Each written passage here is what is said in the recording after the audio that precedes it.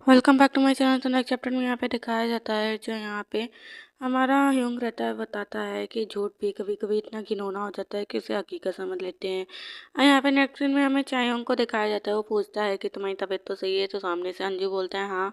तो पीछे से एक सीनियर आती है, बोलती है कि ही चायोंग तुम किससे बात कर रहे हो। तो यहाँ पे वो बोलता है कि मैं हंजू से बात कर रहा हूँ। तो वो कहती है कि हंजू हंजू कौन?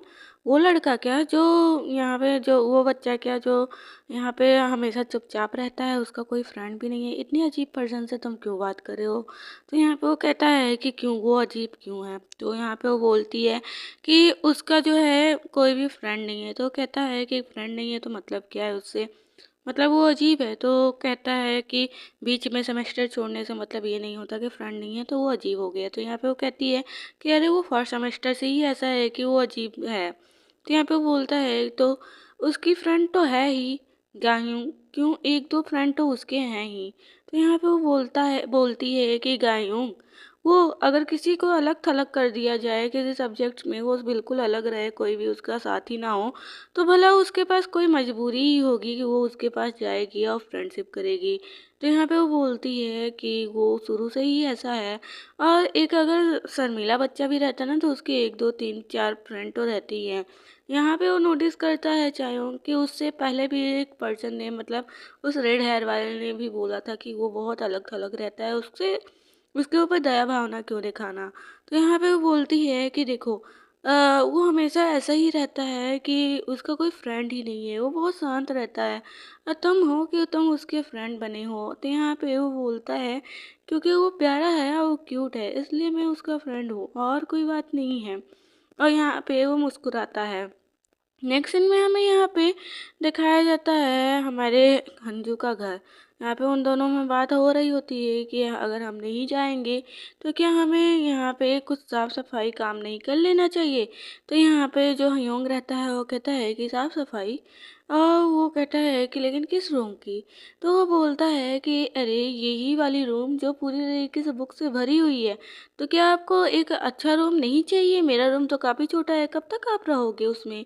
तो यहाँ पे वो बोलता है कि मुझे तो तुम्हारे रूम में रहने में कोई आपत्ति नहीं है, क्या तुम्हें यहाँ कोई आपत्ति है। तो यहाँ पे वो कहता है कि नहीं, मुझे भी कोई आपत्ति नहीं है, लेकिन फिर भी मेरा रूम इतना छोटा है कि हम एक साथ हमेशा इतने दिन तक नहीं रह सकते।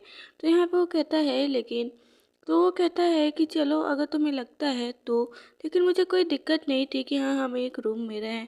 तो यहाँ पे वो कहता है कि फिर भी मेरा रूम इतना छोटा है कि वहाँ पे जगह नहीं है, तो क्यों ना हमें उसमें आप रहो चाहे ना रहो, वो तो आपके ऊपर डिपेंड करता है, लेकिन फिर भी हमें इस रूम की साफ़ सफाई तो करनी ही पड़ेगी। और यहाँ पे वो बोलता है कि अच्छा। तो वो कहता है कि यहाँ बहुत सारे बुक हैं।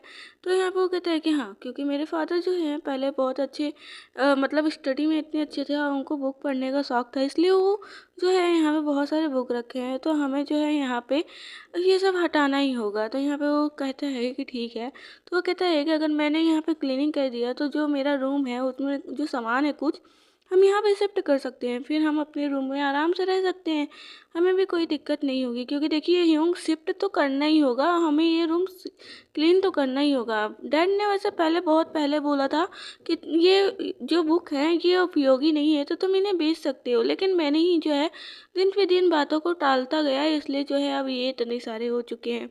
वो मुस्कुराता है और कहता है कि चलिए ठीक है, अब हम लोग क्लीनिंग कर लेते हैं जब हमें कहीं नहीं जाना। तो ह्योंग भी बोलता है कि हाँ। और यहाँ पे इन लोगों में बात छिड़ जाती है चायोंग की। तो यहाँ पे वो बोलता है कि तुम्हें क्यों नहीं लगता कि हाँ उसे छोड़ देना चाहिए। तो यहाँ पे वो कहता है कि क्या, मुझे नहीं समझ में आया। तो वो कहता है कि देखो तुम्हें अच्छे से पता है कि हम दोनों एक दूसरे को बचपन से जानते हैं। तो वो कहता है कि क्या, और उसके जो चेहरे पे मुस्कान रहता है वो धीरे धीरे हटने लगता है। तो यहाँ पे यूँ स्पष्ट भाषा में बोलता है कि क्या, तुम जो चाहूँ तुम्हें देता है, क्या मैं वो नहीं दे सकता, क्या मैं उस काबिल नहीं लगता तुम्हें। तो यहाँ पे हंजू को थोड़ा गुस्सा आ जाता है। वो कहता है कि यूँ, हम भले बचपन से एक दूसरे को जानते हो, आप चाहे जो भी हो, मैंने चाहे जो भी कहा हो बचपन में, भी आपको मेरे पर्सनल लाइफ में दखल अंदाजी इतना नहीं करना चाहिए। और वैसे भी वो मेरा पर्सनल मैटर है, तो आपको इस तरह तो बिल्कुल नहीं बोलना चाहिए। तो यहाँ पे वो कहता है कि देखो, मैं स्पष्ट स्पष्ट तुम्हें बोल दे रहा हूँ कि वो लड़का बिल्कुल ठीक नहीं है। वो तुम्हारी ज़िंदगी में रहेगा तो तुम्हारी ज़िंदगी को बर्बाद कर देगा। तुम गलत हाथों में चले गए हो। तो वो कहता है कि ये बहुत डिस्टर्बिंग वाली बात है, लेकिन यूँ फिर भी आपको समझना चाहिए, वो मेरा पर्सनल मैटर है। वो चीख चिल्ला पड़ता है क्योंकि उसे ये बात पसंद नहीं आई रहती। तो यहाँ पे ह्योंग वो बोलता है कि तुमने ही बोला था कि तुम्हें एक पर्सन चाहिए, उसके सिवा और कोई नहीं चाहिए। तो मैं तो बस उतना ही केयर तुम्हारा कर रहा हूँ, मैं तो केयर ही कर रहा हूँ क्योंकि मैंने उस पर्सन को देखा है और मैंने उसके बिहेव को देखा है। वो तुम्हें हमेशा हर्ट ही करता आएगा और कुछ नहीं। तो यहाँ पे हंजू सारी बातों को याद करता है कि कैसे कैसे उसने उसे हर्ट किया था। मतलब यहाँ पे स्वीट मोमेंट्स में कुछ बातें रहती हैं, तो यहाँ पे मैंने कुछ सीन को कट कर दिया है। तो यहाँ पे जो हमारा ह्यूंग रहता है, वो बोलता है कि तुम्हें वो जो चाहिए वो तुम मुझसे मांगो, जो भी तुम्हें क्लियरली चाहिए। तो यहाँ पे वो बोलता है और फिर बाद में यहाँ पे सारे मोमेंट को याद करता है कि पिछले मोमेंट्स कैसे थे। मतलब हर जगह पे जहाँ जहाँ चाहे ने उसे हर्ट किया है, वो हर्टिंग जो वर्ड रहते हैं, हर्टिंग जो टचिंग रहते हैं, सब वो याद करता है। मतलब ये बस जो उसे नफ़रत की जाए वैसी मेमोरी ह्यूंग उसे दे रहा है। तो यहाँ पे वो सब याद करता है। उसे भी लगता है कि भला मेरी ज़िंदगी से वो चला भी जाए तो मुझे कोई फ़र्क नहीं पड़ता, और मेरी ज़िंदगी में रहे भी तो भी कोई फ़र्क नहीं पड़ता। मुझे कोई फ़र्क नहीं पड़ता। मुझे ऐसा कोई पर्सन चाहिए सच में जो मेरे साथ रहे, कभी मुझे छोड़ कर ना जाए। ये सब याद कर वो यहाँ पे उदास हो जाता है। यूँ उसे कन्विंस करता है। यहाँ पे उसकी आंखों में फिर से वही आंसू आने लगते हैं। यूँ बोलता है कि मैं जब आ गया हूँ तो तुम्हें उसकी नीड होनी नहीं चाहिए। तुम्हें जो चाहिए, वो बार बार बोलता है कि जो चाहिए तो मुझे बताओ।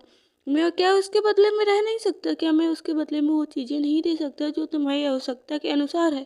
तो यहाँ पे वो याद करता है और कहता है क्या, और यहाँ पे मतलब वो स्वीट मोमेंट्स को याद करता है। भला ह्यूंग को उसके बदले में वो कैसे रख सकता है, लेकिन ह्यूंग यहाँ पे आज पूरी बात को साफ रख देता है क्योंकि वो चायोंग की जगह चाहता है। मतलब एज ए ब्रदर नहीं, एज ए लवर बनना चाहता है। वो कहता है कि मैं वो सब दूंगा तुम्हें जो तुम चाहते हो, बस तुम एक बार हंजू एक बार बोलो। लेकिन अगर तुम गलत हाथों में चले गए हो तो वो तुम्हारी ज़िंदगी बर्बाद होगी, ना कि बनेगी। यहाँ पे उसे कन्विंस करता है, समझाता है और उन सारी बातों को याद दिलाता है जो उसने प्रॉमिस किया था। तो पसंद आए तो कमेंट में ज़रूर बताना और चैनल को प्लीज़ सब्सक्राइब कर लेना। Thank you for watching.